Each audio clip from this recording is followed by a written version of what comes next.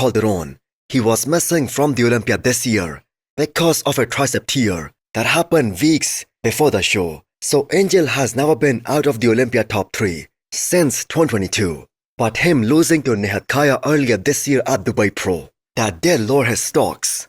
And that too considerably, because later on, Kaya also got beat by Lucas Garcia at the Olympia this year. So there are now potentially 2 more guys in that top 5 fighting to push Angel Calderon out of that top 3. But I'm gonna say we can never count out a veteran, just like we should not have counted out Sean Carrida, who is a perfect example this year, who gave Keon Pearson a serious run for his money at the Olympia, something that nobody expected. So Angel still has the density and the maturity against some of these young guys, which they still lack. He is also very impressive in the back shots, and I do not remember Angel ever showing up off in any show, whether it be an open show or 212. And his consistency, that has been his biggest strength. So he also took advantage of this recovery and health phase, and he also got that hernia surgery done. So Angel has been rebuilding that density, and he's now regaining that muscle back that was lost during this entire time when he was unable to train. So next year, Angel will be returning to the stage, but can he make a similar impact as Sean Carrida did this year? Because he really is that good. He did beat Sazan Hirati in some shots, even in an open show at the Emperor Classic Spain this year.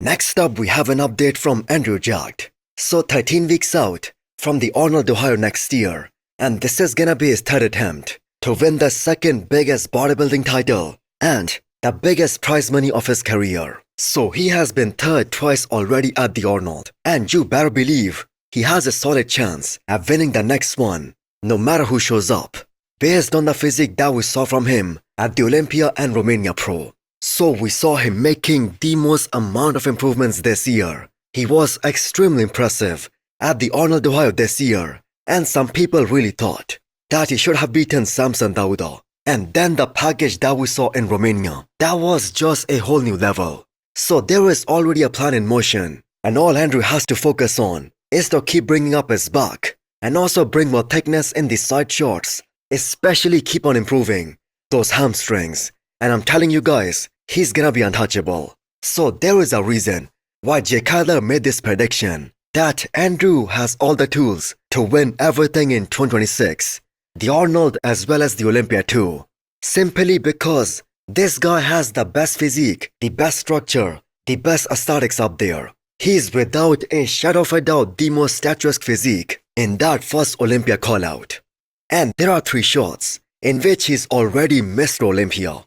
So if he keeps on improving his side shots, I do not see why he cannot be the new king of open bodybuilding. And based on these training updates, it seems like Andrew has been holding on to the conditioning pretty damn well in the post-Olympia tour.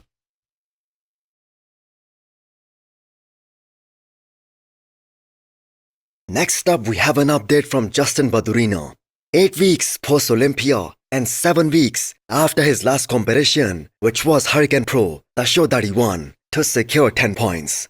So, Justin is another guy who 100% has the potential to be in that top 5 at the Olympia next year in Classic. So we saw this guy coming onto the scene just last year, and he's very reminiscent of the king of Classic physique, Chris Bumstead. And not just in terms of the look, in terms of his physique too.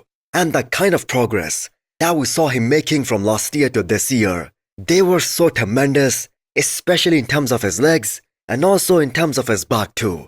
Although I do have to say, the back still needs to come up big time, especially if he wants to be a contender to win the Olympia title one day.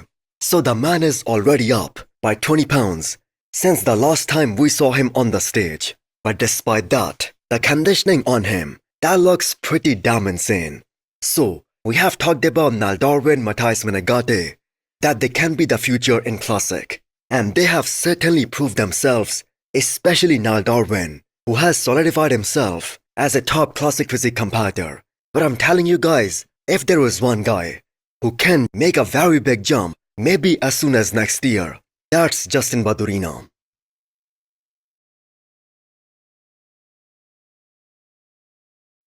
Next up, we have an update from Tonio Burton. Looking pretty huge, I'm gonna say. So it's about time people start putting some respect on his name, as he just proved to everyone that he's a top 8 guy in one of the deepest lineups that we have seen in a long time, and he ended up beating so many good names.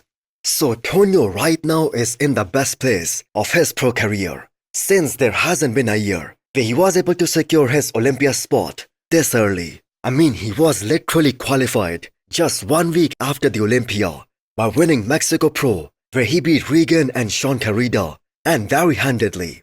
So gone are the days when people said that he looks like a 212 guy, as he has made some really impressive size gains in these past couple of years. And the next year is about to become the biggest one of his career if he stays healthy and injury-free. So the great thing about Tonio is that he was able to put on size, and that too very cleanly, without compromising his waistline one bit.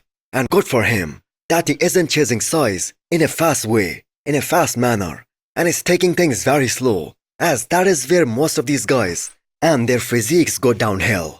So he has the craziest quad sweeps out there, perfect X-frame, and this year he will most likely be focused on improving his side shots to put on more thickness and more density there, because at this point that is the only missing link in his